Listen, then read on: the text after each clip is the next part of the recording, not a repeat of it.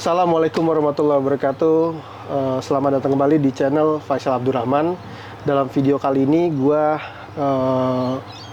kedatangan teman WHV baru. Jadi tahun pertama WHV Australia. Nah, gue pengen tanya-tanya nih, gimana pengalaman lu di tahun pertama di Australia dan tips lu cari kerja, terus lu extend visa segala macam. Sebelum itu coba lu perkenalkan diri lu dulu. Nama lu siapa, asal dari mana, dari Indonesianya. Assalamualaikum warahmatullahi wabarakatuh. Waalaikumsalam. Nama saya Muhammad Ikhwan Mapile, asal dari Sulawesi Selatan, tepatnya di Palopo, tapi orang-orang taunya sih Makassar ya. Ya. Awal-awal datang di Australia itu, wah, perjuangannya cukup lumayan menguras pikiran juga sih, gitu. Energi sih. Awal tahu WHV itu di tahun 2016, tapi itu belum kepikiran sama sekali mau ikut. Mau datang apa enggak? Mau datang apa lu tahu enggak? WHV?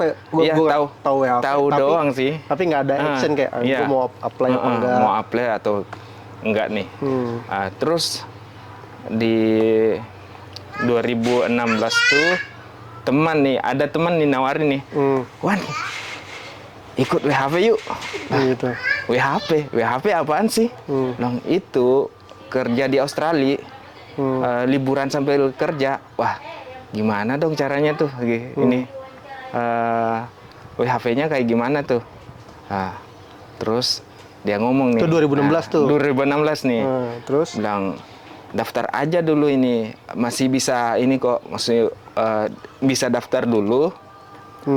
Terus nanti ada kan tes IELTS tuh. Nah, kita kan dari bahasa Inggris nih. Untuk tes IELTS tuh bisa belakangan menyusul. Tapi lu harus punya tabungan 50 juta. 50 juta. Oh, yang tabungan $5.000 itu. Iya, $5.000 itu ya. Nah, waduh. Oh, lu berat di situ waktu pas tahu WHV, mikir tuh berat di situ. Awal-awal, wah, berat nih. Harus ada tabungan 50 juta. Di situ belum tertarik sama sekali. Tapi lu udah tahu nih. Udah keberatan di situnya. Padahal kan lu tahu bisa minjem sebenarnya kan untuk cuma untuk presentation aja, kayak untuk emang ada rekening di situ gitu kan. Awal-awal belum tahu ternyata bisa minjam kayak gitu kan. Udah deh dicuekin aja. Pas 2018 kalau nggak salah, ada keluarga satu kan, yang ini dia daftar WHV waktu itu. Gua nanya, mau urus apa sekarang? Ini mau daftar WHV ke Australia. WHV? Gimana sih caranya? Dah. Itu 2016 juga apa 2017? 2018. Oh, 2018. Berarti 2 tahun lu cuekin WHV, kayak 2 tahun udah tahu tapi lu cuekin. Nah, 2018 saudara lu ngomongin lagi soal WHV. Ngomongin lagi soal WHV. Tahu-tahu waktu itu kan 2016 tamat kuliah tuh. 2017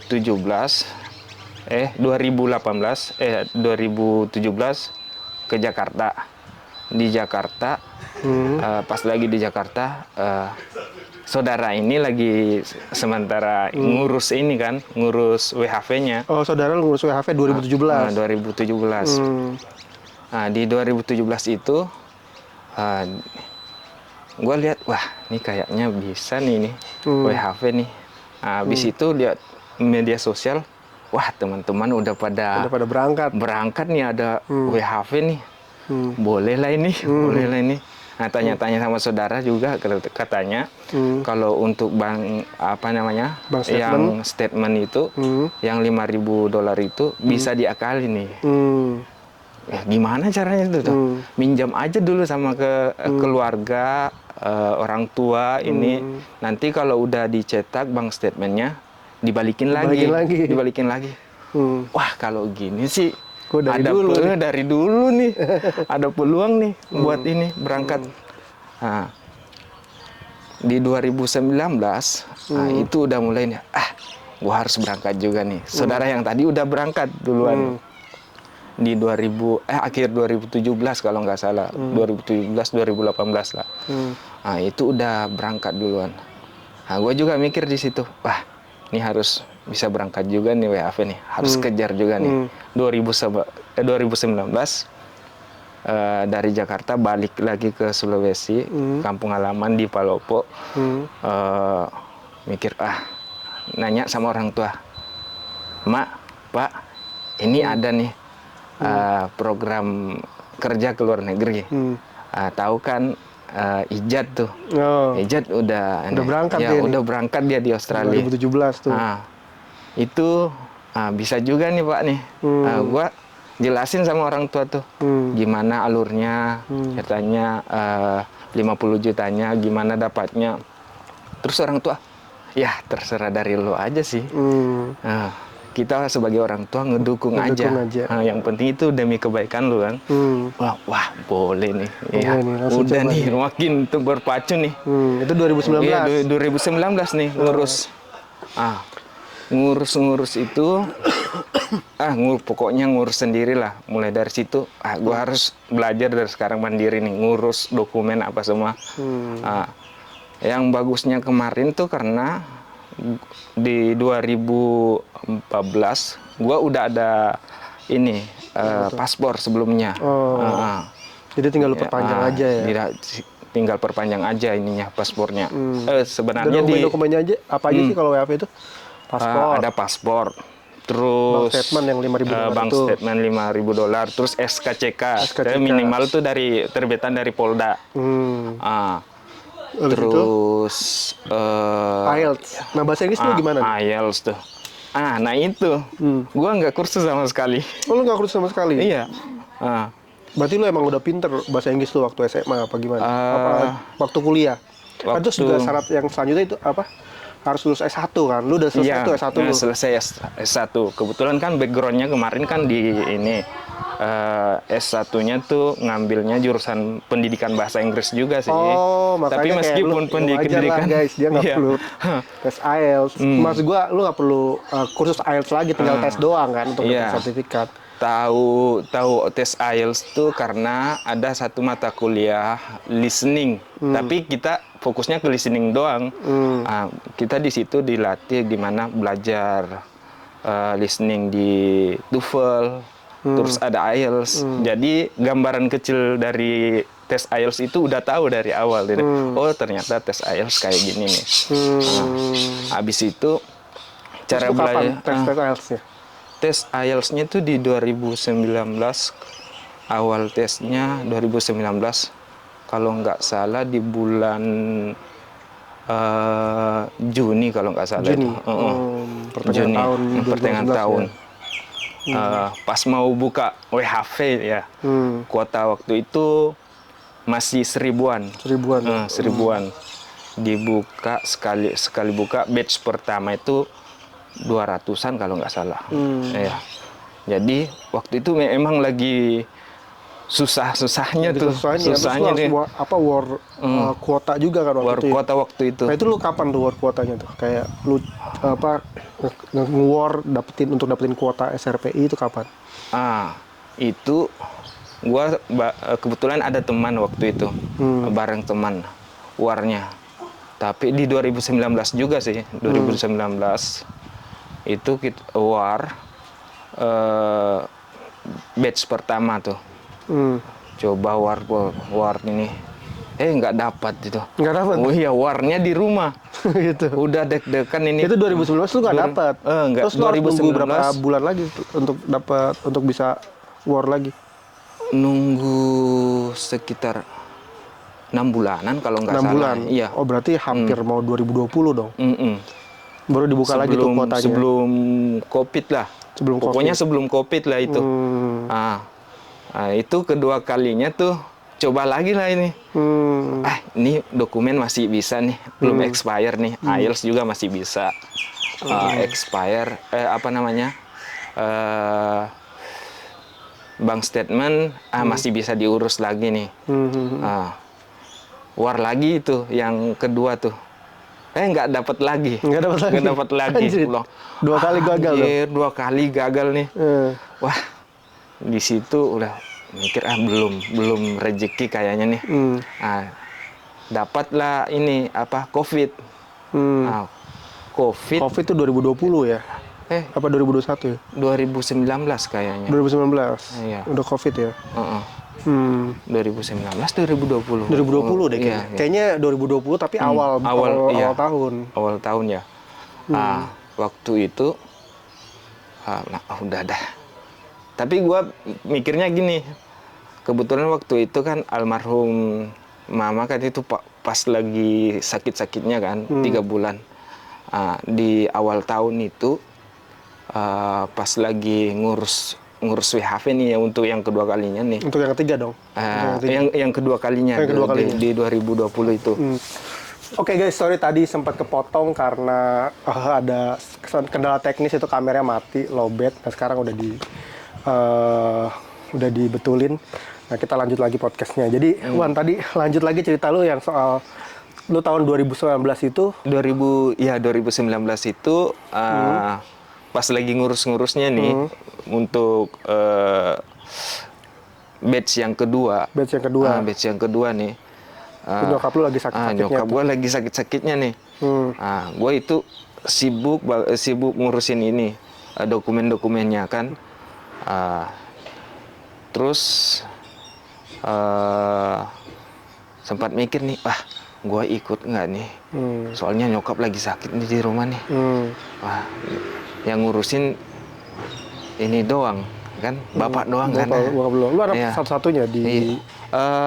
Gue bersaudara 4. Lu bersaudara 4. Cuma yang di rumah lu doang. Waktu itu gue sama ada adik satu yang terakhir tuh, berdua doang kan. Nggak enak juga nih kalau ini. Tapi gue nyokap ngomong ya, lanjutin aja ininya. Lanjutin aja. Nyokap lu ini. Sebelum ini kan, sebelum meninggal kan. Sebelum nyokap meninggal sakit itu pas itu. Pas ini ingat banget tuh malam tahun baru. Di situ tuh.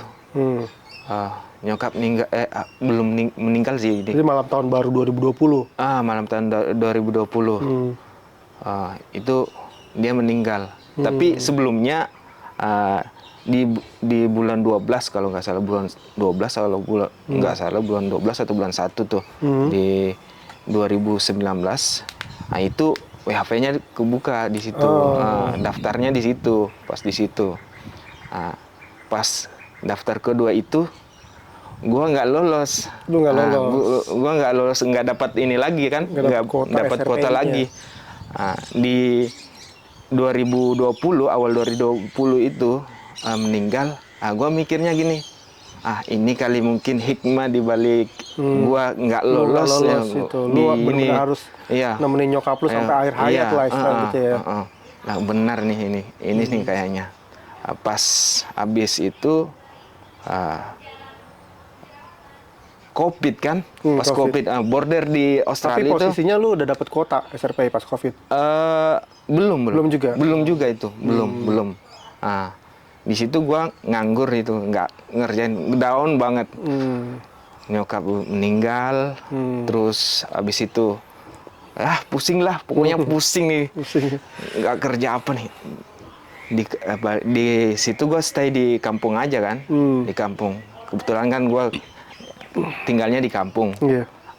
Kota sih tapi pinggiran gitu. Bokap itu kerjanya petani kan. Penghasilan utamanya di situ doang nih. Di situ gua kerja apa ya ini ya. Gua kan ada bakat di cukur nih. Jadi gua dengerin nih dari saran teman-teman dan orang-orang sekitar gue nih, udah buka ini aja, buka pangkas rambut aja kan. Oh boleh tuh, boleh tuh. Kebetulan uang nyokap kemarin habis panen kan, itu masih ada nih. Nah terus modal buat ngurus WHV kemarin itu masih ada juga nih. Mending ini dah ini geluti dulu kan. Gue bikin kios kecil-kecilan di situ di depan rumah, bikin ini lah. sambilan lah ini dulu. Pas COVID juga kan situ, COVID nggak bisa kemana-mana, kerjanya juga nggak ini, di work from home. Jadi ya kerja itu aja sampai habis COVID, border buka lagi kan di 2000. Jadi border buka tuh border buka lagi tuh kan kayak 2022 kan? Iya. Itu dapat kuotanya kapan? Dapat kuota SRPI? Ini pas buka di pas 2000 ya. 2022. Jadi pas 2022 itu. Iya. Terus Jadi lu tes IELTS kapan? Tes IELTS-nya tuh itu yang lucu tuh. Gua sempat nyerah di situ. Udah kemarin udah down kan. Nah, udah nih. Kayaknya emang udah bukan rezeki di sini nih. Udah down nih. Tiba-tiba yang saudara ini yang di Australia HP nelpon, gimana mau tidak ini daftar lagi nih loh. Waduh, gimana nih, gua nggak ada modal sama sekali, uang nggak ada sama sekali sekarang nih. Kemarin kerja buka ini cuman jalan-jalan gitu-gitu aja ini. Itu kapan lu tes IELTS-nya? Seminggu sebelum ini. Seminggu sebelum border dibuka. 3 minggu sebelum border WHV buka ini kan. Maksudnya kuota SRPI dibuka. Ya, kuota SRPI dibuka tuh. 3 minggu sebelum kuota SRPI dibuka. Tahun 2022 itu ya? Tahun 2022 itu. Gue mikir juga nih, wah nih kayaknya mepet banget nih. Gue ingat lagi nih. Batas umur buat ngajuin SRPI waktu itu kan 30 tahun. Sampai sekarang juga 30 tahun kan. Nah, gua pada waktu itu 29. Waduh, nggak keburu kayaknya nih di umur gua nih 29. Belum tentu lolos nih. Jadi lu nothing tulus tuh pada saat itu ya? Dapat udah, gua jalanin nggak dapat ya udah bodo amat. Bodo amat ya. Tapi waktu itu gua mikir, apa gua ini ya? Gua ikut atau kagak nih? Kebetulannya gue ingat tuh, kebetulan waktu itu gue ngejalanin usaha lagi ngerintis nih sama teman kan, dan itu bergerak di bidang ekspor sih, ekspor kayak trader gitu, trader tapi fasilitator buat ekspor. Nah itu gue udah ada CV-nya, udah bikin perusahaan bareng teman. Gue jadi wakil manajer waktu itu. Udah jalan nih 90%. 80% lah ini. Udah nyewa gudang, apa segala macam.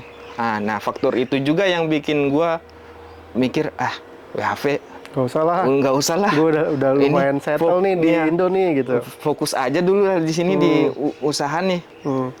Kali aja ini bisa jadi jalan gue buat menuju istilahnya bilang dapat sukses di sini lah.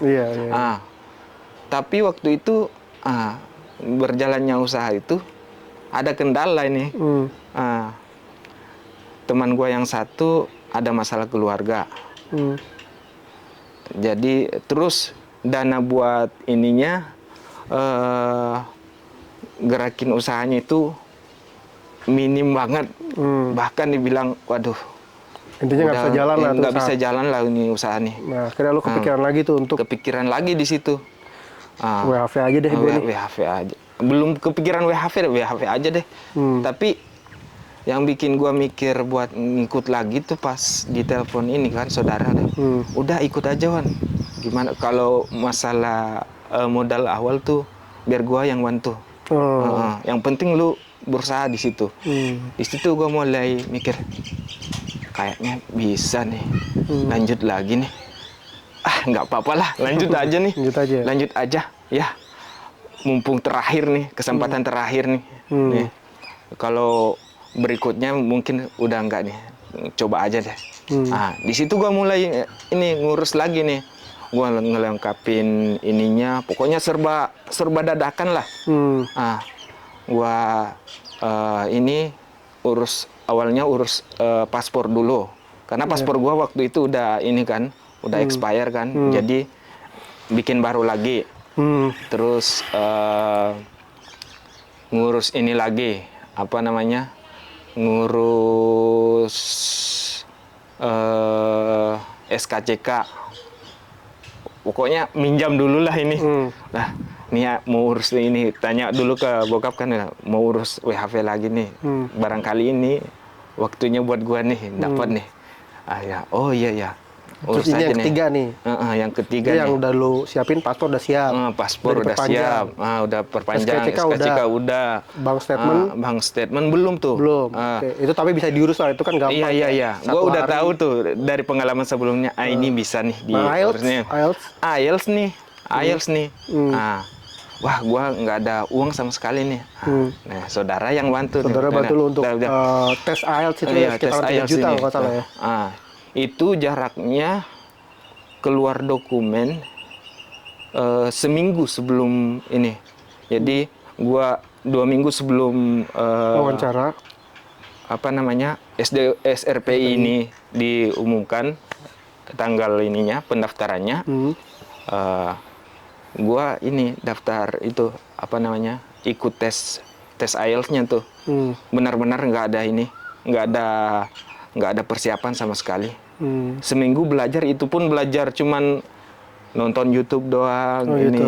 Nggak ada simulasi sama sekali. Wah, udah ikut aja dah.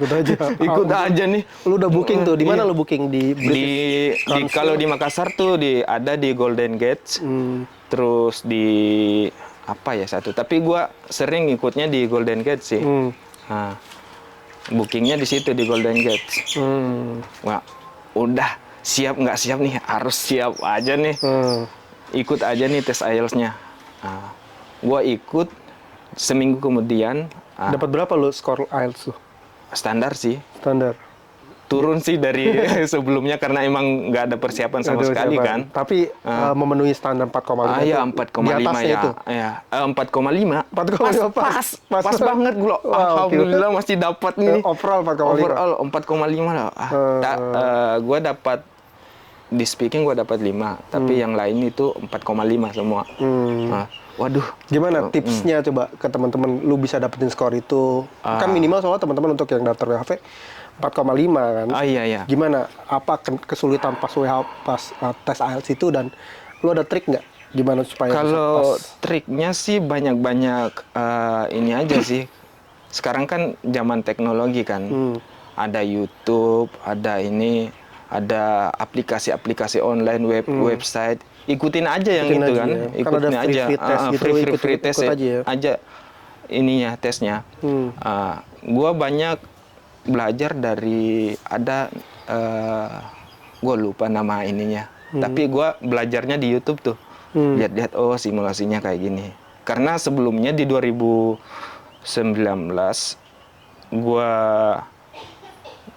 gue belajar tuh benar-benar nih. Gue sebenarnya nggak pernah ikut kursus. Kan, orang-orang kan pada ikut kursus tuh,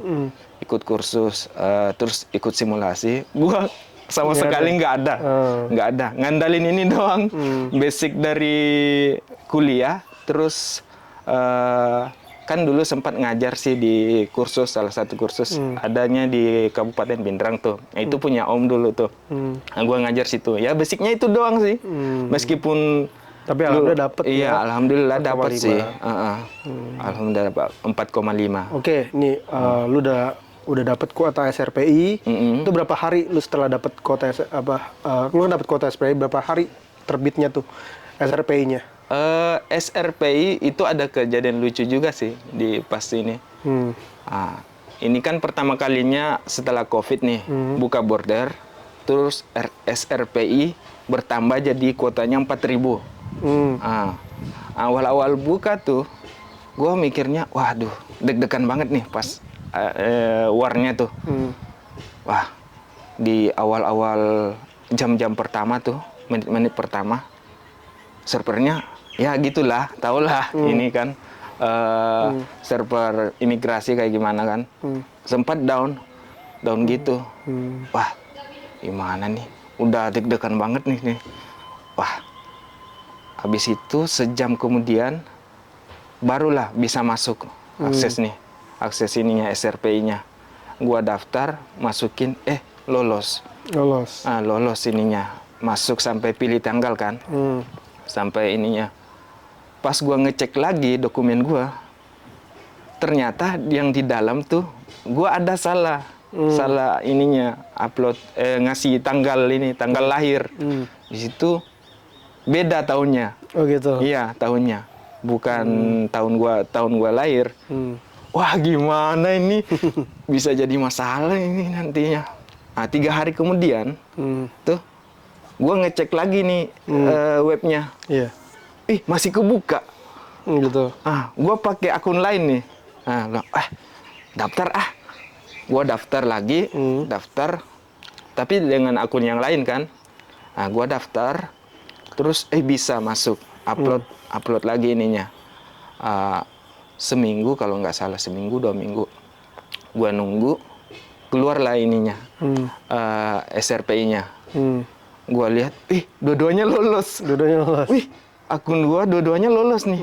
Tapi gua ngambil yang ini dong, yang tanggalnya ini, tanggal lahir gua yang benar-benar ini sesuai sama tanggal lahir gua.